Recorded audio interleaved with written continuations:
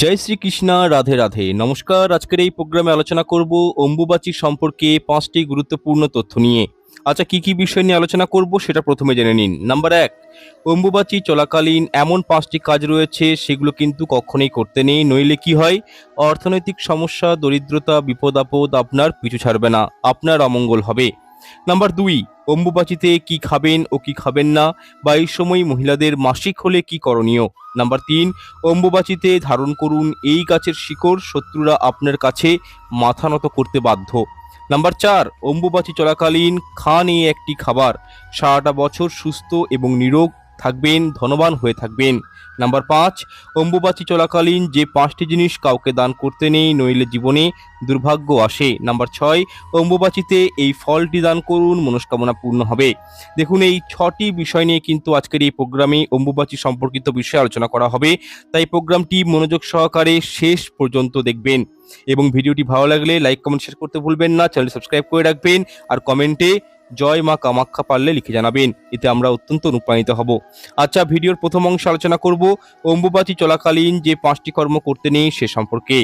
দেখুন, অম্বুবাচী শুরু হচ্ছে আজ 22শে জুন রাত্রি 9টা 8 মিনিটের পরে এবং যা থাকবে 26শে জুন শুক্রবার রাত্রি 9টা 32 মিনিট পর্যন্ত।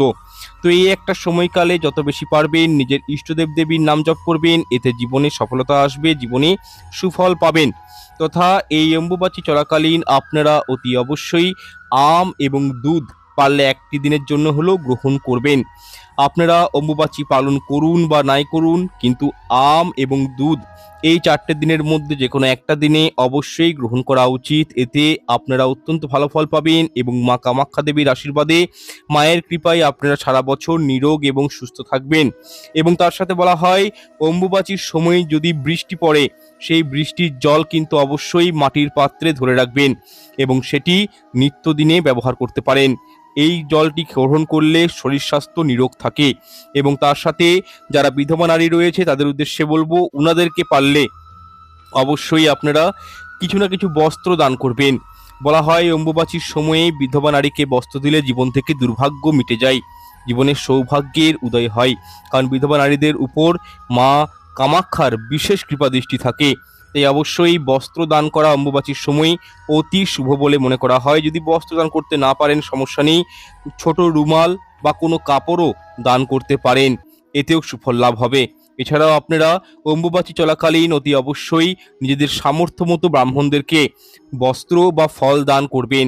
এর ফলে আপনাদের জীবনে অত্যন্ত শুভ ফল নেমে আসবে এবং এই কাজটির মাধ্যমে আপনারা কিন্তু জীবনে অত্যন্ত পুণ্য অর্জন করবেন। তথা এই অম্বুবাচী তিথি চলাকালীন অবশ্যই নিজের বাড়ি যাওয়া উচিত, মানে গুরুদেবের দর্শন করা উচিত, গুরুবাড়ি যাওয়া উচিত। এর ফল কিন্তু জীবনে অত্যন্ত শুভ, মানে সুফল হয়, ভালো ফল পাওয়া যায়। একই সঙ্গে আপনাদেরকে জানিয়ে দিই, যারা অম্বুবাচী পালন করেন সেরকম 3জন মানুষকে যদি আপনারা এই অম্বুবাচী চলাকালীন ফল দান করতে পারেন, বস্ত্র দান করতে পারেন, তাহলে কিন্তু জীবনে এতটাই আপনাদের সফলতা আসবে যা আপনাদের কল্পনার বাইরে, এতটাই পুণ্য অর্জন হবে যা আপনি ভাবতেও পারছেন না। আপনারা অম্বুবাচী পালন করুন বা নাই করুন, কিন্তু এই ফল দান অবশ্যই করবেন। তবে একটি বিষয় মাথায় রাখবেন, এমন 3জনকে এই ফল দান করবেন যারা অম্বুবাচী পালন করছেন। যাই হোক, এরপর 1 বাই 1 আপনাদেরকে জানিয়ে দিচ্ছি অম্বুবাচী চলাকালীন কোন কর্মগুলো করা নিষিদ্ধ শাস্ত্রমতে। নাম্বার 1, অম্বুবাচী তিথি চলাকালীন কোনরূপ শুভ কাজ, যেমন ধরুন গাড়ি ক্রয় করা, অন্নপ্রাশন, জন্মদিন, বিবাহ, বাড়ি তৈরি করা, জমি ক্রয় বিক্রয় করা ইত্যাদি কোনো প্রকারের মাঙ্গলিক শুভ কাজ করা কিন্তু অম্বুবাচী চলাকালীন কখনোই উচিত নয়। এটিকে শাস্ত্রমতে অত্যাধিক অশুভ বলে মনে করা হয়। দ্বিতীয়ত, এই সময়ে আপনারা কখনোই নিজের গৃহের অন্দরে প্রতিষ্ঠিত ঠাকুরের, ঈশ্বরের কাছে কোনোরূপ মানসিক করতে যাবেন না, বা কোনো মন্দিরে গিয়ে মানসিক শোধ করা বা নতুন করে মানসিক করা এগুলো কিন্তু করা চলবে না, এই বিষয়টিও মাথায় রাখবেন। তৃতীয়ত, অম্বুবাচী চলাকালীন টাকা পয়সার লেনদেন করা একেবারেই উচিত নয়, যেমন আপনারা কাউকে ধার দেবেন না, টাকা পয়সা কারো কাছ থেকে ধার নেবেনও না, শাস্ত্র মতে নিষিদ্ধ রয়েছে। চতুর্থ, অম্বুবাচী চলাকালীন সময়ে আপনারা ভুল করেও বাইরে কোথাও রওনা দেবেন না, কোনো শুভযাত্রা তো যাবেন না। যেহেতু মায়ের মন্দির এই সময় বন্ধ থাকে, সেহেতু অনেক প্রকার নেগেটিভ এনার্জি, অশুভ শক্তি অত্যন্ত পরিমাণে পরিবেশের মধ্যে সৃষ্টি হয়। তথা বিভিন্ন সাধকেরা নিজেদের মনোবাঞ্ছা পূরণ করার জন্য বিভিন্ন রকম তান্ত্রিক ক্রিয়া করে থাকেন, ফলে পরিবেশের মধ্যে এক প্রকার নেগেটিভিটি লক্ষ্য করা যায় এই সময়। এই মতো অবস্থায় আপনারা যদি বাইরে কোথাও বেড়াতে যান তাহলে কিন্তু দুর্ঘটনা ঘটে যাওয়ার সম্ভাবনা রয়েছে, তৈরি হয়। সেহেতু যদি খুব এমার্জেন্সি কোনো কারণ না থাকে, অম্বুবাচী চলাকালীন বাইরে যাওয়া থেকে বা কোনো শুভ কাজ করা থেকে নিজেদেরকে বিরত রাখুন। তবে হ্যাঁ, অনেকের মনে প্রশ্ন থাকে যে অম্বুবাচী চলাকালীন শঙ্খ বাজানো যায় কি না, ঘরের নিত্য সেবা পুজো অর্চনা করা যায় কি যায় না। এই বিষয়টা বলবো, অবশ্যই করা যায়, কোনো অসুবিধা নেই। কিন্তু ঘরে যদি আপনাদের মা দুর্গা বা যদি কোনো দেবী মূর্তি থাকে, ওনাদেরকে পারলে লাল বস্ত্র দিয়ে ঢেকে রাখতে পারেন। এই সময় কোনো দেবী মূর্তিকে কখনোই কিন্তু স্পর্শ করতে নেই। তবে আপনারা ফুল, জল বা নৈবেদ্য প্রভুকে, ভগবানকে নিবেদন করতে পারেন, দেবী মূর্তিকে নিবেদন করতে পারেন, তাতে কোনো সমস্যা নেই। কিন্তু এই যে 4টে দিন 22 তারিখ থেকে 26 তারিখ পর্যন্ত কোনোভাবেই কিন্তু দেবী মূর্তি, মা দুর্গাকে, মা লক্ষ্মীকে বা আপনার ঘটে, এইগুলোতে কিন্তু কখনোই স্পর্শ করবেন না, বিষয়টি মাথায় রাখবেন। এবং দৈনন্দিন জীবনে যেরকম আপনারা শঙ্খ বাজান, পুজো অর্চনা করেন, সব কিছুই কিন্তু করতে পারেন। তুলসী গাছেও জল নিবেদন করতে পারেন, সমস্যা নেই। পঞ্চম সবথেকে গুরুত্বপূর্ণ যে বিষয়টি আপনাদেরকে অবশ্যই মাথায় রাখতে হবে তা হলো, অম্বুবাচী চলাকালীন আপনারা কোনোভাবেই গাছের ক্ষতি করবেন না, গাছ কাটবেন না এবং ভূমিকর্ষণ করবেন না, ভূমিকে আঘাত করবেন না, মাটি কাটবেন না। যে কয়েকটি বিষয় আপনাদের সামনে আমি তুলে ধরলাম, সেগুলোর মধ্যে যদি একটিও আপনারা এই অম্বুবাচী চলাকালীন ভুলবশত করে থাকেন, তাহলে কিন্তু নিজের দুর্ভাগ্যের কারণ আপনারা নিজেরাই হবেন। জীবনে চরম দুঃখ, কষ্ট, দরিদ্রতা, আর্থিক কষ্ট, শারীরিক সমস্যা, এগুলোতে কিন্তু জড়িয়ে পড়বেন যদি এই ভুল কাজগুলি করে ফেলেন। সত্যি বলতে কোটিপতি থেকে ভিখারি পর্যন্ত হয়ে যেতে পারেন যদি এই কাজগুলো করেন। সারা জীবন দেখবেন অর্থ কষ্ট আপনাদের পিছু ছাড়বে না এবং মাথা চাপড়ানো ছাড়া আপনাদের আর কিছুই থাকবে না। সুতরাং যে বিষয়গুলি আপনাদেরকে বললাম সেগুলো একটু মেনে চলার চেষ্টা করুন, নতুবা নিজেদের সাজানো সংসার জ্বলে পুড়ে নষ্ট হয়ে যেতে বেশি সময় লাগবে না। আচ্ছা, এরপর ভিডিও দ্বিতীয় অংশে আলোচনা করব, অম্বুবাচীতে ধারণ করুন এই গাছের শিকড়, শত্রুরা মাথা নত করতে বাধ্য আপনার কাছে। আচ্ছা, আরেকটি বিষয় নিয়ে আলোচনা করব, অম্বুবাচী নিবৃত্তির পর কখন আপনারা দুধ এবং আম মাকে নিবেদন করবেন, সেই সময়টা আজকে আপনাদেরকে আমি বলবো। দেখুন, আজ হচ্ছে 22শে জুন থেকে 26শে জুন পর্যন্ত আপনাদেরকে আমি জানিয়েছি ইতিমধ্যেই যে অম্বুবাচী পালন করা হবে। আজ 22শে জুন সোমবার অম্বুবাচী শুরু হবে রাত্রি 9:08 পর থেকে এবং 26শে জুন শুক্রবার রাত্রি 9:32 মায়ের রজ উৎসব সমাপ্তি হবে। সুতরাং এই দিন অর্থাৎ 26 তারিখ, এই দিন আপনারা মায়ের উদ্দেশ্যে দুধ এবং আম নিবেদন করতে পারেন। এবং এই 3 দিন আসামের কামাখ্যা মন্দিরে, মা কামাখ্যা দেবীর মন্দিরের কপাট কিন্তু বন্ধ থাকবে। যাদের জীবনে প্রচুর গোপন শত্রু রয়েছে বা যাদের জীবনে প্রচণ্ড পরিমাণে আর্থিক সমস্যা রয়েছে, তারা যদি এই অম্বুবাচী চলাকালীন অর্থাৎ এই 3টে দিনের মধ্যে একটা ছোট্ট উপায় করতে পারেন, তাহলে গোপন শত্রু অবশ্যই নাশ হবে। এক কথায় বললে শত্রুরা এসে আপনার পায়ে এসে পড়বে এবং তার সঙ্গে সমস্ত আর্থিক সমস্যা, ফিনান্সিয়াল প্রবলেম আপনাদের জীবন থেকে দূরীভূত হবে। যাই হোক, এই উপায়টি করার জন্য আপনাদেরকে একটি শ্বেত আকন্দ গাছের মূল সংগ্রহ করতে হবে এবং এই মূলটি আপনারা অম্বুবাচী লাগার পর, আজকে রাত্রি 9টার পর সংগ্রহ করবেন। তবে সেটি যদি না পারেন, সেক্ষেত্রে এই শ্বেত আকন্দ গাছের শিকড় অনেকেই বিক্রি করেন, তো সেক্ষেত্রে তাদের কাছ থেকে আপনারা এই শিকড়টি কিনে নিতে পারেন। তবে শিকড় কেনার সময় কোনো দরদাম করবেন না। এবং তার সাথে আপনাদের আরেকটি জিনিসের প্রয়োজন, সেটা হচ্ছে সাদা সরষা। এটি আপনারা যে কোনো গোলদারি দোকানে পেয়ে যাবেন এবং এই বস্তুটি আপনারা যখন ইচ্ছে ক্রয় করতে পারেন। তবে এর ক্ষেত্রেও বলবো, দাম দর করবেন না। এরপর আপনাদের কাজ হলো, অম্বুবাচী চলাকালীন অর্থাৎ 22 থেকে 26 তারিখের মধ্যে যে কোনো একটি দিন নির্বাচন করবেন। এই দিন স্নান করবেন সকাল সকাল, শুদ্ধাচার হয়ে শ্বেত আকন্দ মূলটির মধ্যে সাদা সর্ষে ভালো করে লাগিয়ে দিবেন। আচ্ছা, এখানে প্রশ্ন হলো, ওই মূলটিতে সাদা সর্ষে কিভাবে লাগাবেন? প্রথমত আপনাদের ঘরে নিশ্চয়ই চন্দন পিঁড়ি রয়েছে, সেই চন্দন পিঁড়ির মধ্যে অল্প করে সাদা সর্ষে রেখে দিবেন এবং শ্বেত চন্দন এবং সাদা সর্ষে একসঙ্গে বেটে ওই মূলটিতে ওই মিশ্রণটি লাগাবেন। যাই হোক, এরপর অম্বুবাচীর তিথি সমাপ্ত হলে চতুর্থ দিনে যখন মন্দিরের প্রবেশদ্বার খুলে যাবে, সেদিন আপনারা সকালে ঘুম থেকে উঠে স্নান করবেন এবং শুদ্ধ বস্ত্র পরিধান করে লাল কারের মাধ্যমে, লাল মৌলি সুতোর মাধ্যমে শ্বেত আকন্দ গাছের মূল নিজের হাতে ধারণ করবেন। এক্ষেত্রে একটি বিষয় আপনাদেরকে মাথায় রাখতে হবে, তা হলো আপনারা এখানে লাল কার অথবা লাল সুতোর ব্যবহার করবেন, অন্য কোনো কালার ব্যবহার করবেন না। এবং মহিলারা নিজেদের বাম হাতে ওই শিকড় ধারণ করবেন তথা পুরুষেরা ডান হাতে ধারণ করবেন। দেখুন, কথা দিচ্ছি 1 মাসের মধ্যেই আপনারা কিন্তু দারুণ রেজাল্ট পাবেন। আপনাদের যাবতীয় জীবন থেকে গোপন শত্রু নাশ হবেই, এবং যারা বিশেষ করে পারিবারিক শত্রুতার সম্মুখীন হচ্ছেন, তাদের পরিবারের শত্রু রয়েছে, তারাও কিন্তু পারিবারিক সমস্যা শত্রু থেকে মুক্তি পাবেন। এবং ২৬ তারিখ অম্বুবাচী নিবৃত্তি হয়ে যাওয়ার পর, অর্থাৎ মায়ের রজ উৎসব সমাপ্তি হওয়ার পর, মানে ২৭শে জুন আপনাদের ঠাকুর ঘরে সামনাসামনি যদি দশমহাবিদ্যার কোনো মন্দির থাকে, সেখানে আম দুধ অবশ্যই নৈবেদ্য হিসাবে মাকে নিবেদন করবেন, এবং পুজো হয়ে যাওয়ার পর ওই ভোগ নিজেরাও কিন্তু সপরিবার সমেত গ্রহণ করবেন। এতে সারাটা বছর সুস্থ এবং নিরোগ থাকবেন, মায়ের কৃপা দৃষ্টি পাবেন। আচ্ছা, এরপর ভিডিও তৃতীয় অংশে আলোচনা করব অম্বুবাচী চলাকালীন এই খাবারটি গ্রহণ করুন, সারা বছর নিরোগ এবং ধনবান থাকবেন। তথা যারা অম্বুবাচী পালন করছেন না, তাদের জন্য বলবো এমন বিশেষ কয়েকটি নিষিদ্ধ খাবার রয়েছে, সেগুলো কিন্তু অম্বুবাচী চলাকালীন গ্রহণ করতে নেই। করলে কি হয়, পারিবারিক স্তরে অমঙ্গলের ছায়া নামে।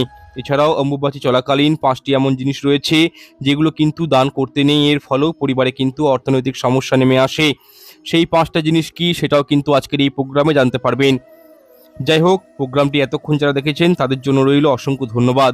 নাম্বার 1, যে খাবারটির কথা বলবো সেটি হলো, ধরুন যারা এই অম্বুবাচী ব্রত পালন করছেন তারা কিন্তু গরম চা খাবেন না। শাস্ত্র মতে এটি নিষেধ করা হয়েছে। শুধু গরম চাই নয়, গরম কোনো কিছুই কিন্তু খাওয়া উচিত নয় অম্বুবাচী চলাকালীন। যারা অম্বুবাচী পালন করছেন তাদের উদ্দেশ্যে বলছি। একই সঙ্গে নেশা করা, মদ্যপান করা, আমিষ আহার, এইগুলো কিন্তু যারা অম্বুবাচী ব্রত পালন করছেন না তারাও কিন্তু গ্রহণ করবেন না। সুতরাং ব্রত পালন করুন বা নাই করুন তাতে কোনো যায় আসে না, আপনারা কিন্তু নেশার জিনিস মদ, মাংস, আমিষ আহার গ্রহণ কিন্তু করবেন না। এই 3টে দিন যদি গ্রহণ করেন তাহলে কিন্তু জেনে রাখবেন দুর্ভাগ্য আপনার পিছু ছাড়বে না। আচ্ছা, এরপর দ্বিতীয় যে খাবারটি আপনাদের খেতে নিষেধ করব তা হলো শাক। শাক জাতীয় কোনো খাবার ভুল করেও মুখে তুলবেন না অম্বুবাচী চলাকালীন। দেখুন, এই অম্বুবাচী চলাকালীন ধরিত্রী মাতা অত্যন্ত পরিমাণে দূষিত অবস্থায় থাকেন, সেহেতু আপনারা এই অম্বুবাচী চলাকালীন মাটি থেকে শাক তুলবেন না। মূল শাস্ত্রে বলা হয়েছে এই শাক খাওয়া থেকে বারণ করা হয়েছে একটাই কারণে, তার কারণ হচ্ছে ধরিত্রী মাতাকে সম্মান দেওয়ার উদ্দেশ্যে। কারণ ধরিত্রী মাতা যেহেতু এই সময় রজস্বলা থাকেন, সেহেতু ভূমিকর্ষণ করা, মাটি খুঁড়ে শাক তুলেন, তাহলে ধরিত্রী মাতার অত্যন্ত কষ্ট হয়। তাই আমরা যেহেতু প্রত্যেককেই পৃথিবী মাতার সন্তান, সেহেতু আমাদের প্রত্যেকের উচিত শাস্ত্র মতে মাটিকে কষ্ট না দেওয়া। সুতরাং যাই হয়ে যাক, এই সময় শাক খাবেন না। এরপর 3 নম্বর খাবারটি আপনাদেরকে এমন চলাকালীন খেতে বারণ করবো, সেটি হচ্ছে টক। টক জাতীয় কোনো খাবার, ঠিক শুনেছেন। শাস্ত্র মতে এই সময় টক খেলে পরিবারে একাধারে যেমন দুর্ভাগ্যের করাল ছায়া পড়ে, ঠিক তেমনি অর্থনৈতিক সংকট লক্ষ্য করা যায়, তথা নানা রকম নিত্য ব্যাধি লেগেই থাকে। তাই আপনাদের প্রত্যেকের কাছে অনুরোধ রইল নিজেদেরকে ভালো রাখতে, সুস্থ রাখতে এই 3টে দিন, মানে 22 তারিখ, 23 তারিখ, 24, 25, 26, ঠিক আছে, এই দিনগুলোতে কিন্তু টক জাতীয় কোনো খাবার ভুল করেও মুখে তুলবেন না, সমস্যায় পড়তে পারেন। নাম্বার 4, দেখুন অম্বুবাচী চলাকালীন দই, সেটা টক হতে পারে, মিষ্টি হতে পারে, কোনো প্রকারের দই কিন্তু আপনারা গ্রহণ করবেন না। দই সবসময় রিপ্রেজেন্ট করে শুক্র গ্রহকে, এবং অম্বুবাচী চলাকালীন আমাদের পরিবেশের মধ্যে প্রচণ্ড পরিমাণে নেগেটিভিটি রয়েছে। আপনারা যদি এই সময় দই খান, এই সময় দই খেলে কিন্তু শুক্র গ্রহের অশুভ ফল পেতে পারেন।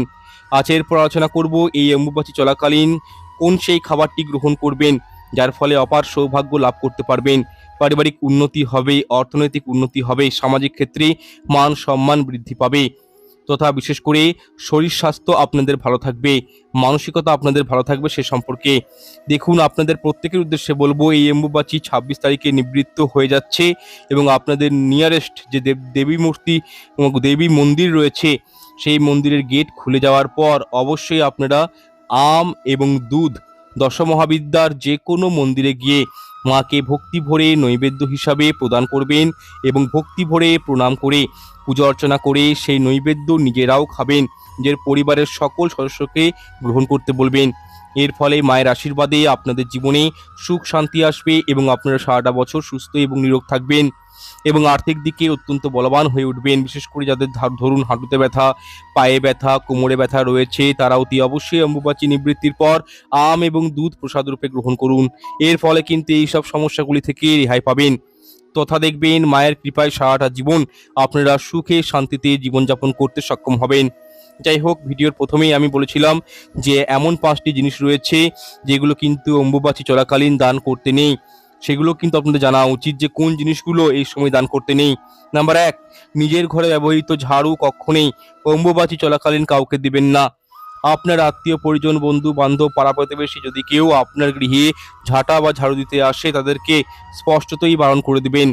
নাম্বার 2, মহিলাদের ব্যবহৃত ইউজ করা অর্নামেন্টস, গহনা যদি কেউ চাইতে আসে সেক্ষেত্রেও কিন্তু আপনারা নিষেধ করে দিবেন। কখনোই অম্বুবাচী চলাকালীন এগুলো দান করতে নেই।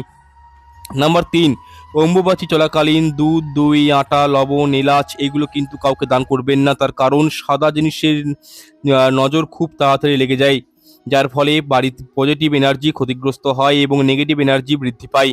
সুতরাং বিষয়টি মাথায় রাখবেন, এই জিনিসগুলো কাউকে দেবেন না। নাম্বার 4, দেখুন অম্বুবাচী চলাকালীন নিজের রান্নাঘর থেকে সন্ধ্যার পর চাল কাউকে দান করবেন না, এতে মা লক্ষ্মী রুষ্ট হয়।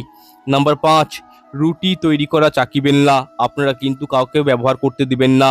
আচ্ছা, এরপর ভিডিওর পঞ্চম অংশে আলোচনা করব অম্বুবাচীতে এই ফলটি দান করুন, আপনার 100% মনস্কামনা পূর্ণ হবে। আপনারা জেনে রাখুন, সারা বছর আর্থিক দিক থেকে আপনারা অত্যন্ত স্ট্রং থাকবেন। শুধু তাই নয়, ঘরোয়া অশান্তি, পারিবারিক সমস্যা, দাম্পত্য কলহ এগুলি দূরীভূত হবে জীবন থেকে। তার সাথে জীবনে সুখ, শান্তি, সমৃদ্ধি এবং অপার সৌভাগ্যের অধিকারী হবেন। যাই হোক, প্রথমে যে জিনিসটি আপনাদেরকে আমি দান করার কথা বলবো সেটি হচ্ছে কোনো হতদরিদ্র দুঃখী ভিক্ষুক মানুষকে, কোনো ব্রাহ্মণ বা বৈষ্ণবকে যিনি অম্বুবাচী পালন করছেন এরকম কোনো ব্যক্তিকে, মহিলাকে বা কোনো বিধবা মহিলাকে এই অম্বুবাচী চলাকালীন আপনারা আপনাদের সামর্থ্য মতো কিছু অর্থ, টাকা পয়সা পারলে দান করবেন। এতে অক্ষয় পুণ্য অর্জন হয় এবং সৌভাগ্য লাভ করতে পারেন। এছাড়াও যে জিনিসটি আপনাদেরকে আমি দান করতে বলবো সেটি হচ্ছে চাল। দেখুন, এই অম্বুবাচী চলাকালীন কোনো ব্রাহ্মণ বা বৈষ্ণব আপনার বাড়িতে যদি আসে ভিক্ষা চাইতে, বা কোনো গরিব মানুষ যদি ভিক্ষা চাইতে আসে, তাকে অবশ্যই চাল দান করবেন। এই দানের ফলে যে পূর্ণ ফল অর্জন করবেন সেই ফল সারা জীবন আপনাদের সঙ্গে থাকবে, যার ফলে আপনাদের সংসারে, আপনাদের পরিবারে কখনোই অন্ন, বস্ত্র, বাসস্থানের অভাব থাকবে না। অর্থ যেখান থেকেই হোক আপনাদের হাতে আসবে এবং মায়ের আশীর্বাদে আপনারা কিন্তু কখনোই না খেয়ে আপনাদেরকে মরতে হবে না। টাকা পয়সার একটা সচ্ছলতা কিন্তু জীবনে বজায় থাকবে। তবে একটি বিষয় মাথায় রাখবেন, সূর্যাস্তের পর কিন্তু এই চাল কাউকে দান করবেন না। সুতরাং চেষ্টা করবেন সকালের দিকে এই চাল দান করার। বেলা 12টার আগেও চাল দান করতে পারেন। তবে যারা অম্বুবাচী পালন করবেন তারা কিন্তু এই চাল দান করতে যাবেন না। এক্ষেত্রে আপনারা অম্বুবাচী ব্রত পালন ভঙ্গ করার পর মাথায় সাবান শ্যাম্পু দিয়ে তারপরে আপনারা এই চাল দান করতে পারেন। দেখুন, শাস্ত্র অনুসারে এই দান করার ফলে মাতা অন্নপূর্ণা আপনার উপর বেজায় খুশি হবেন, যার ফলে জীবনে কখনোই অন্নের কমতি হবে না, অর্থের কমতি হবে না এবং ধনধান্যে আপনার সংসার পরিপূর্ণ থাকবে। এরপর তৃতীয় যে জিনিসটি আপনাদেরকে অম্বুবাচী চলাকালীন দান করতে বলবো সেটি হচ্ছে সামান্য একটি পিতল বা তামার ঘটি বা ঘট। দেখুন, এক্ষেত্রে আপনারা এই অম্বুবাচী চলাকালীন একটি তামা বা পিতলের ছোট্ট একটি ঘটিতে জলপূর্ণ করে সেই ঘটি যদি কোনো গরিব মানুষকে, ব্রাহ্মণকে, বৈষ্ণবকে বা যিনি অম্বুবাচী করছেন সেরকম কোনো মহিলাকে, ব্যক্তিকে দান করতে পারেন। কিছুদিনের মধ্যেই কিন্তু সমস্ত মনোবাসনা, মনোইচ্ছা আপনার পূর্ণ হবে। বা যে কোনো দেবী মন্দিরে আপনারা কিন্তু ভগবানের কাজে ব্যবহৃত যে কোনো বস্তু দান করে আসতে পারেন, এতেও অখণ্ড সৌভাগ্যের লাভ হয়। এরপর চতুর্থ যে জিনিসটি আপনাদেরকে অম্বুবাচী চলাকালীন দান করতে বলবো সেটি হচ্ছে বিশেষ এক প্রকার মৌসুমি ফল। এক্ষেত্রে আম এই মাসে দান করা অত্যাধিক শুভ। যে কোনো দেবী শক্তির মন্দিরে পারলে গিয়ে আম দান করবেন, কোনো গরিব মানুষকে, কোনো বৈষ্ণব মানুষকে আম দান করবেন, কোনো ব্রাহ্মণকে যিনি অম্বুবাচী করছেন এরকম কোনো মানুষকে আম দান করুন। দেখুন, যে সকল মানুষেরা অম্বুবাচী ব্রত পালন করেন তাদেরকে কিছু ফল দান করুন। এর ফলে আপনারা এতটাই পুণ্য অর্জন করবেন, যার ফলে মা কামাখ্যা দেবীর আশীর্বাদে আপনাদের জীবনের ছবিটাই কিছুদিনের মধ্যেই পাল্টে যাবে। এই সামান্য কয়েকটি ফল যদি আপনারা দান করতে পারেন তাহলে আপনাদের ঘুমন্ত ভাগ্য জেগে উঠবে, অপার সৌভাগ্যের অধিকারী হবেন এবং এই ফল দানের কারণে আপনারা জীবনে চরম সফলতার মুখ দেখতে পাবেন। শুধু তাই নয়, আমি আগেই বললাম, বস্ত্রদান। এই অম্বুবাচী চলাকালীন যদি কোনো গরিব মানুষকে বা যিনি অম্বুবাচী পালন করছেন সেরকম কোনো মানুষকে বস্ত্র দান করতে পারেন, এতে শুক্র গ্রহ অত্যন্ত স্ট্রং হয়, মাতা কামাখ্যার বিশেষ করুণা, আশীর্বাদ পাওয়া যায়। তাই এই সময়ই বস্ত্র দান করা অতি শুভ বলে মনে করা হয়। এবং পুনরায় বলছি, এই 4টে দিনে যদি বৃষ্টি হয়, বৃষ্টির জলটি ধরে রাখুন এবং সেটি নিজেরা সেবন করুন। দেখবেন জীবনে সুখ, শান্তি, সমৃদ্ধি সব কিছু পাবেন। মায়ের আশীর্বাদ পাবেন, শরীর স্বাস্থ্য ভালো থাকবে, অর্থনৈতিক উন্নতি হবে। যাই হোক, এই সমস্ত বিষয়গুলো আপনাদেরকে আমি জানিয়ে দিলাম আমার মতন করে। তবে যদি কোনো প্রশ্ন মতামত থাকে অবশ্যই কমেন্ট সেকশনে কমেন্ট করবেন। তবে একটি বিষয় মাথায় রাখবেন, নিত্য পুজো আপনারা প্রত্যেকেই করতে পারেন, কিন্তু হ্যাঁ, কোনো দেবী মূর্তিকে এই সময় আপনার ঠাকুর ঘরে স্পর্শ করবেন না। আর যত বেশি পারেন ইষ্ট দেবতার নাম বা মন্ত্র স্মরণ করতে পারেন, হনুমান চালিসা পাঠ করতে পারেন, শিব পূজা করতে পারেন, মহামৃত্যুঞ্জয় মন্ত্র পাঠ করতে পারেন, ধ্যান করতে পারেন, গীতা পাঠ করতে পারেন। তাতে কোনো সমস্যা কিছু নেই, কোনো বাধা নিষেধ কিছু নেই। শুধু একটি মাত্র বিষয়, যে আপনারা এই 4টে দিন কিন্তু দই খাবেন না, টক খাবেন না যেগুলো বললাম, এবং তার সাথে নিরামিষ আহার গ্রহণ করবেন, কোনো নেশার আহার গ্রহণ করবেন না, কোনো প্রকার ঘোর কর্ম করবেন না, বিউটি পার্লারে যাওয়া এগুলো চলবে না, স্বামী স্ত্রীর মধ্যে সম্পর্ক রাখবেন না, ঠিক আছে? চুল, নখ, দাড়ি কাটা এগুলোকে অ্যাভয়েড করবেন এই 4টে দিন। এই বিষয়গুলো মাথায় রাখলেই হবে। যাই হোক, প্রোগ্রামটি এখানে শেষ করলাম। ঈশ্বর আপনাদের মঙ্গল করুক। নমস্কার, ধন্যবাদ।